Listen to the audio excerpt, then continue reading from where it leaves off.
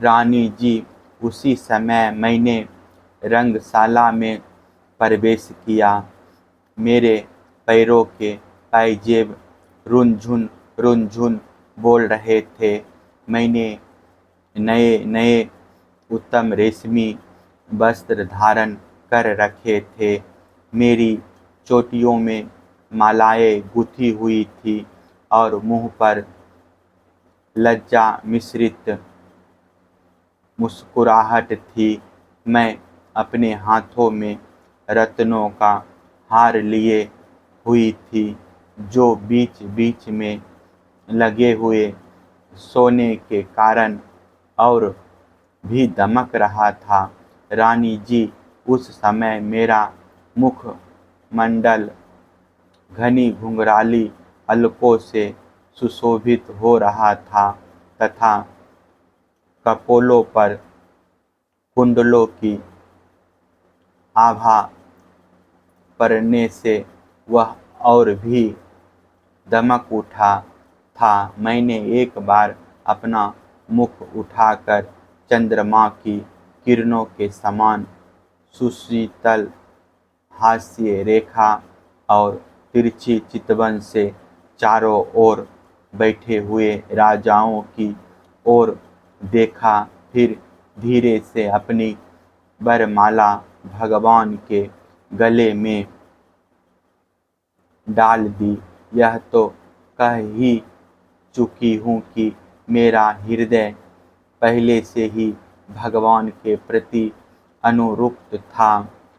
मैंने ज्यों ही वरमाला पहनाई, त्यों ही मृदंग, पखावज, शंख, ढोल, नगाड़े आदि बाजे बजने लगे। नट और नर्तकियाँ नाचने लगी, गवैये गाने लगे।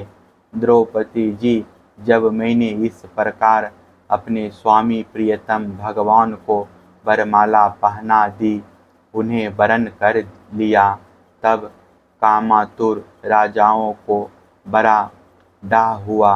वे बहुत ही चिढ़ गए। चतुर्भुज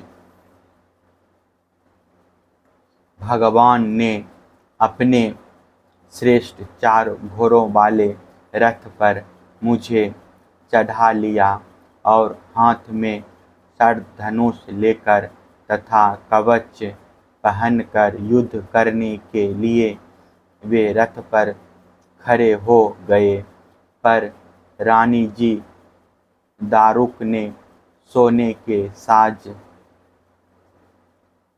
सामान से लदे हुए रथ को सब राजाओं के सामने ही द्वारका के लिए हाँक दिया, जैसे कोई सिंह हरिणियों के बीच से अपना भाग ले जाए।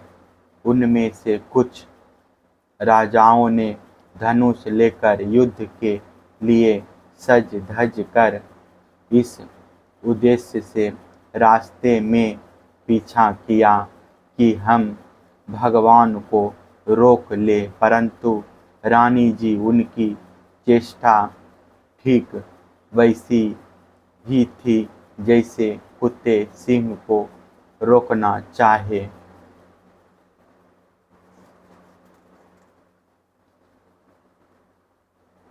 धनुष के छूटे हुए तीरों से किसी को बाह कट गई तो किसी के पैर कटे और किसी की गर्दन ही उतर गई।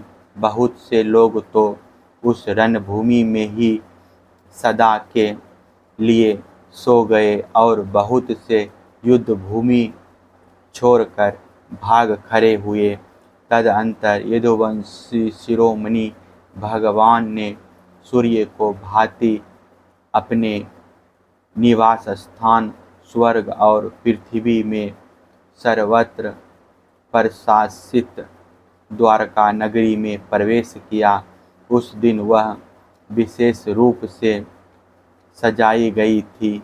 इतनी झाड़ियाँ, पताकाएँ और तोरण लगाए गए थे कि उनके कारण सूर्य का प्रकाश धरती पर नहीं आ पाता था।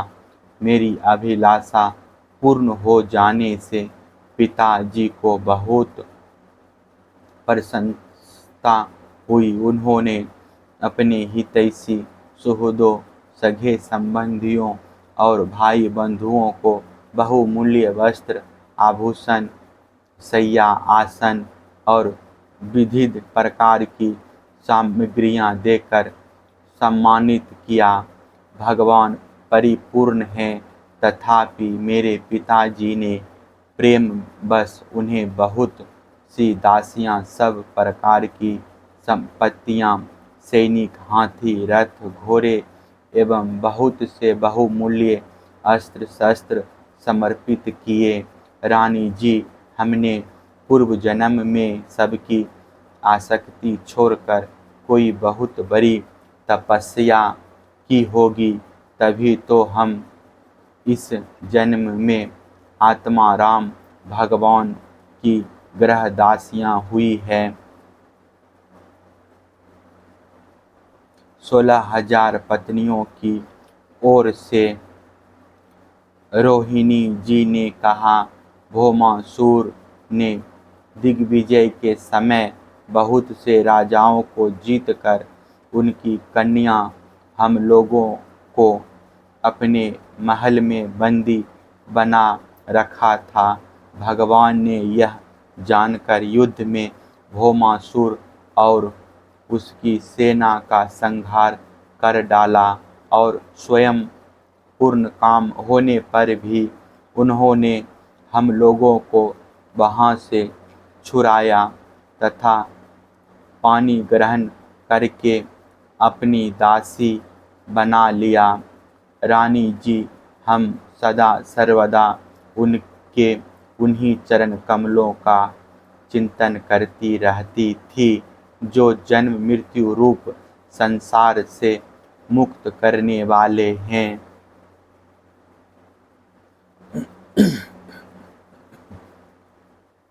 साध्वी द्रौपदी जी, हम साम्राज्य, इंद्रपद अथवा इन दोनों के भोग, अनिमा आदि ऐश्वर्य, ब्राह्मण का पद, मोक्ष अथवा सालोक्य, सारूप्य आदि मुक्तियाँ कुछ भी नहीं चाहती।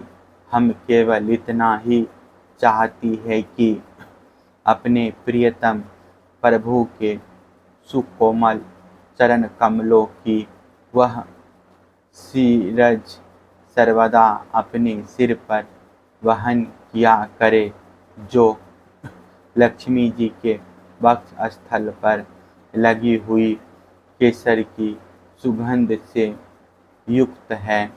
उदार शिरोमणि भगवान के जिन चरण कमलों का स्पर्श उनके गौ चराते समय गोप गोपियाँ भीलनी, तिनके और घास लताएं तक करना चाहती थी, उन्हीं की हमें भी चाह है।